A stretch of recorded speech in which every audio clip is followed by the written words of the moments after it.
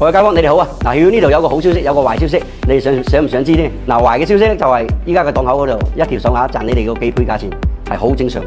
嗱，好消息咧就係喺我呢度，就算你係要一條都可以俾到你批發㗎。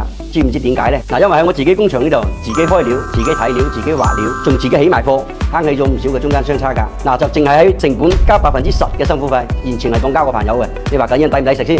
嗱，我哋依家嚟睇下我手頭上呢批黃肥手鐲，唔理你係咩年紀、咩膚色，都可以輕鬆咁駕馭佢。你睇下個底裝好乾淨嘅，肉質細膩，仲有一段更鮮豔迷人嘅冰黃色。嗱，我依家又就能起一條成品俾大家睇下個效果係點樣。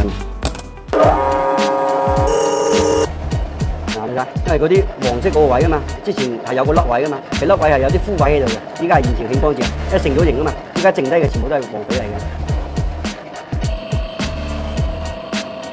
呢種品質嘅水頭比較好吸啲嘅，人一放落去啲光度已經吸出嚟，你睇下自然光。呢啲冇花冇假㗎，我搞埋個內圈就 OK 啦。搞掂。嗱，依家條貨就起咗出嚟啦，成品。哇，幾靚你啊！肯定係講緊你啦！嗱，成條手鐲，如果係帶出街，既高貴又大方得體，尤其是係廣府黃肥，一啲都唔失色嘅，戴上手好顯膚色，好顯白，啱晒啲靚女佩戴嘅。嗱，你哋中唔中意呢種更有特色嘅黃肥手鐲呢？如果新咗嘅話，同佢講一聲，我想要一條，又或者報低你嘅編號。